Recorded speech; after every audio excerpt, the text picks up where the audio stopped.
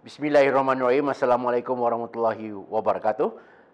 Bersama saya Syariq Ikadir dalam program OMG Terbitan Malaysia GZ. Baik tuan-tuan dan puan-puan, perniagaan hartanah adalah satu bidang yang sangat lumayan yang menarik ramai belia dan juga orang di luar sana untuk menyertai perniagaan yang sungguh mendapat perhatian dan mendatangkan pulangan yang lumayan begini. Namun tahukah anda bahawa sekiranya anda berurusan dengan juru perunding ataupun ejen hartanah, adakah mereka itu betul-betul layak?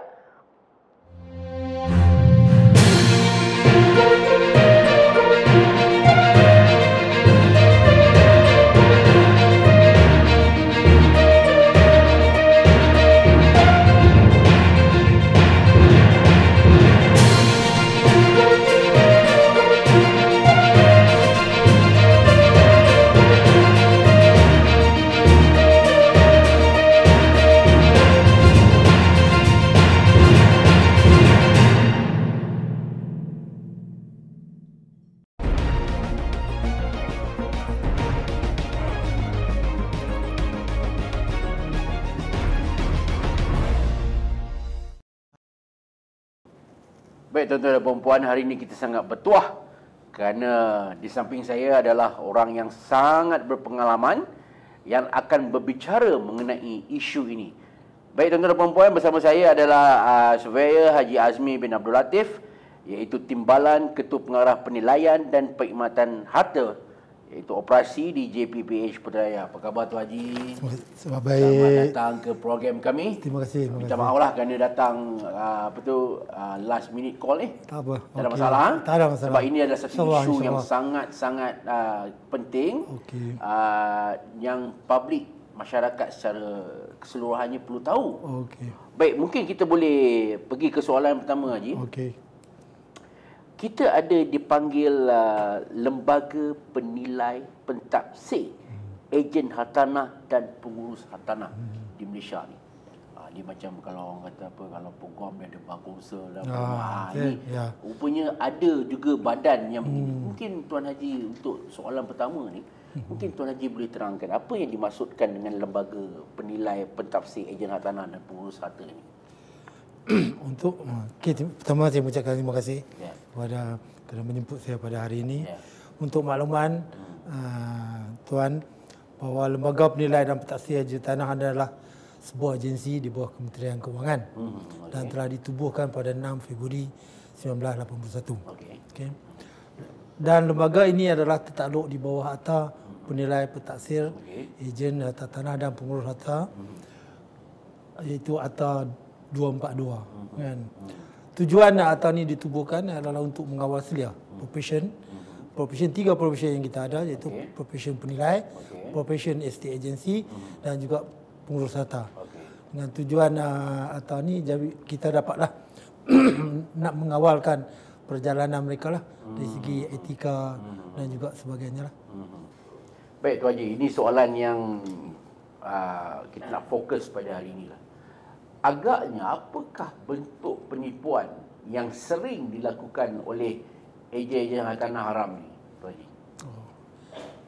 Untuk makluman semualah, yang ketara sangat di pasaran sekarang, yang penipuan yang dilakukan oleh ejen tanah adalah dua yang ketara lah.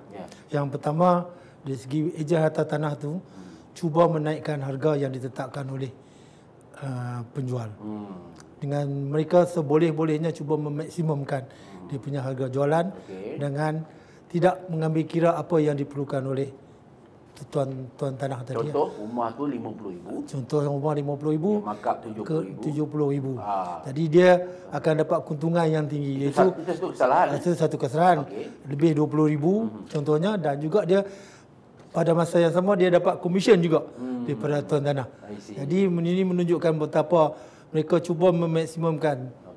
Sebab apa yang ini berlaku, kita nampak, kita tahu bahawa mereka tidak akan diambil tindakan oleh sesiapa. Dan mereka tidak diawasi oleh sesiapa.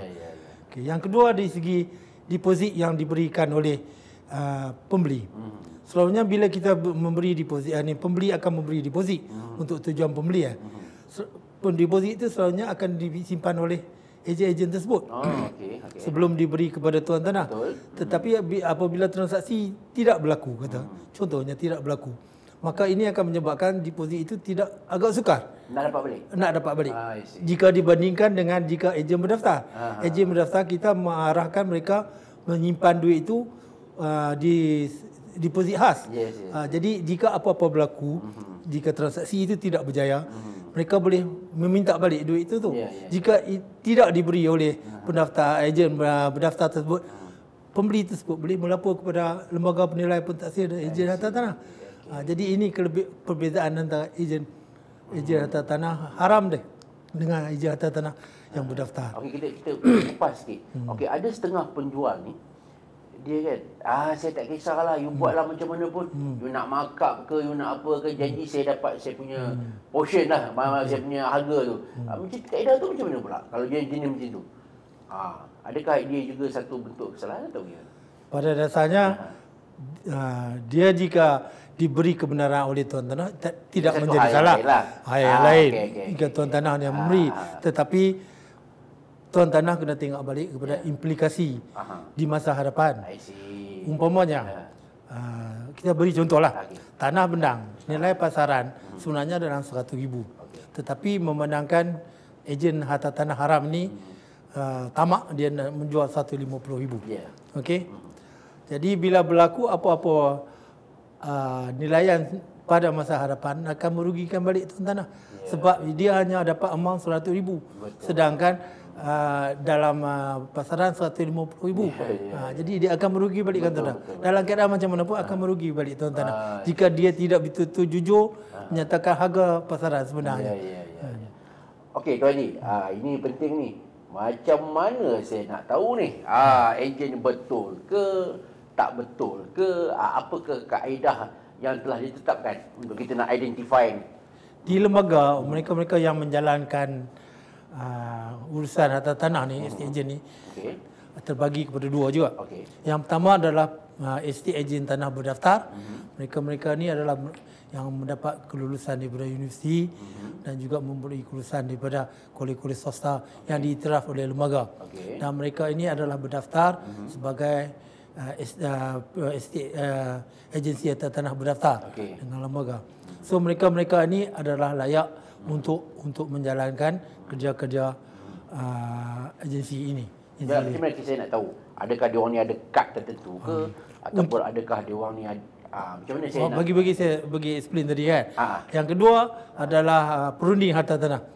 Kita dalam bahasa Inggeris kita real estate negotiator.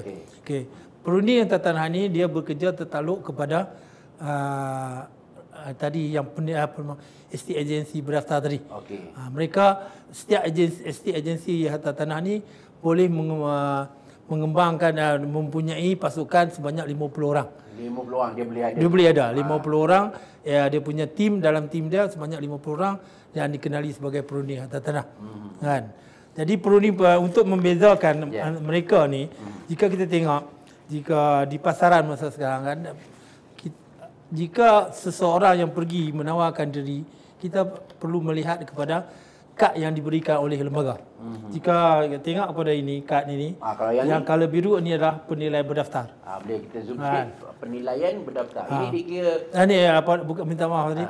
Ini registered estate agent, estate agency yang berdaftar.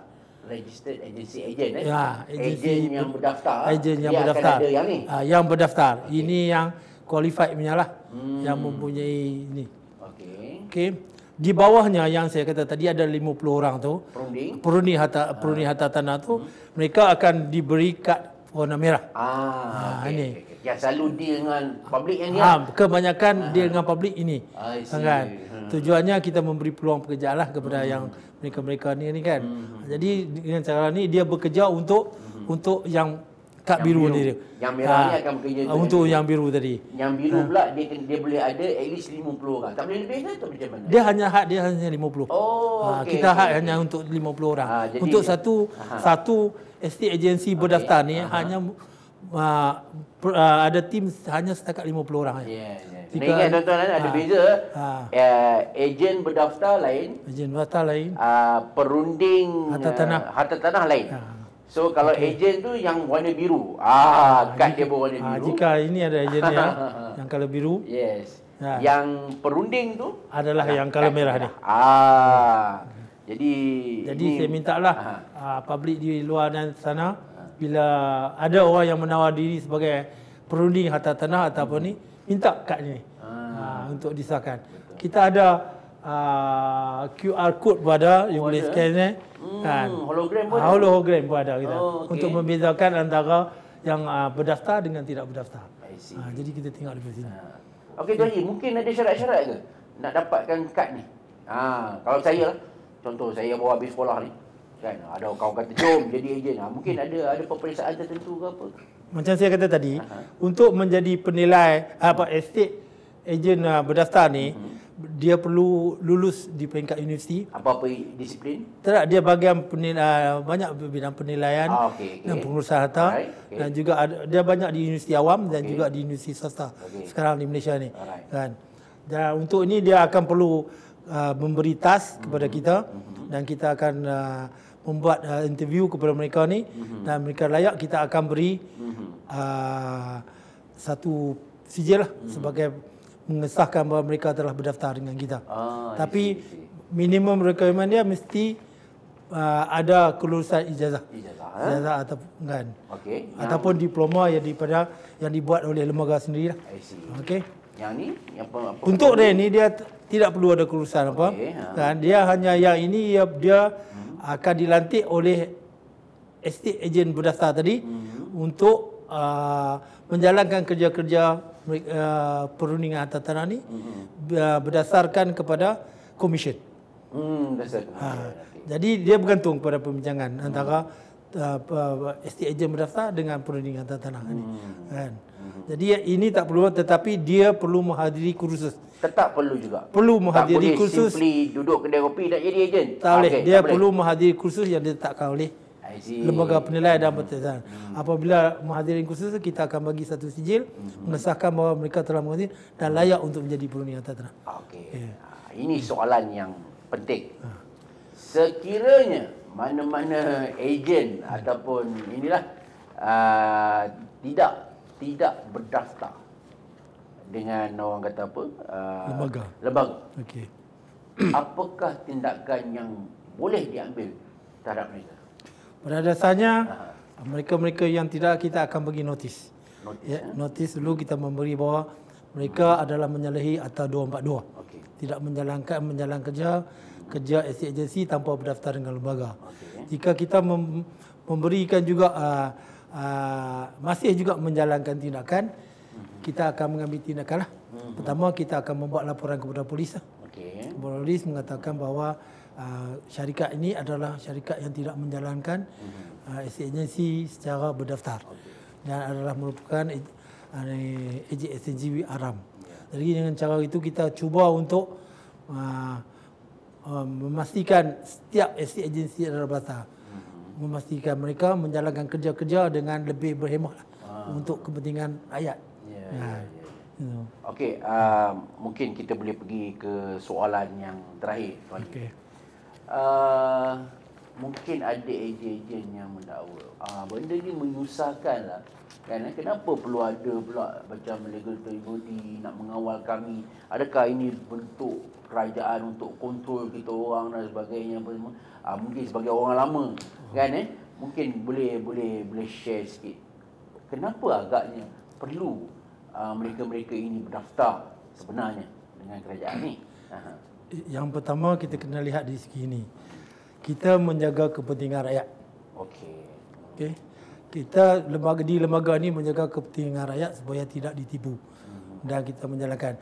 Jadi untuk memastikan mereka-mereka yang berada di luar sana menjalankan kerja-kerja agensi ini beretika, di sebab itulah kita perlu ada satu lembaga untuk mendisiplinkan mereka.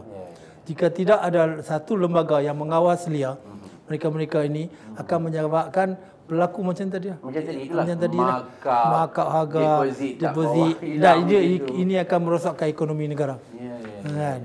Kerana kita tengok harga yang sepatutnya ditawarkan tetapi lain yang dijadikan. Itu yang sebenarnya yang kita cuba mengelakkan lah. Jadi Dan yang kedua, kita cuba menjadikan ia sebagai satu profession yang beretika lah. Profesional. Ada integriti. Kan. Tak ada lah orang kata jadi ejen ni ini siapa-siapa pun boleh. Tak boleh macam itulah. Tak boleh macam tu. Kita nak mereka ni supaya menjalan kerja betul-betul untuk rakyat, untuk publik dan juga dengan kerja berdasarkan etika-etika yang telah ditetapkan. Bukanlah tujuan nak kontrol ke, nak sekat ke, bukan. Bukan. Kita memberi kebebasan untuk menjalankan, tetapi kita nak mereka beretika. Beretika dan berintegriti. Sebagai sebuah kerajaan yang tidak beretika dan tidak begitu akan merosakkan kerajaan itu sendiri. Mengapa kita perlu mereka beretika gitu. Jadi ini secara tidak langsung juga menaikkan martabat profesion itu sendiri Tuan Haji. Ya, betul. Baik, itulah tadi kita dah dengar panjang lebar mengenai isu ini. Sekali lagi pihak kami ingin mengucapkan terima kasih pada Tuan Haji Azmi, iaitu Timbalan Ketua Pengarah Penilaian dan Perkhidmatan Harta JPPH Putrajaya.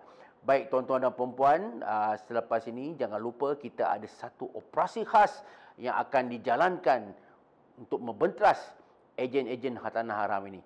Untuk itu, sekian terima kasih. Bertemu kita sekali lagi dalam OMG di hari dan waktu yang sama pada minggu depan. Sekian wabillahi taufiq wal hidayah. Wassalamualaikum warahmatullahi wabarakatuh.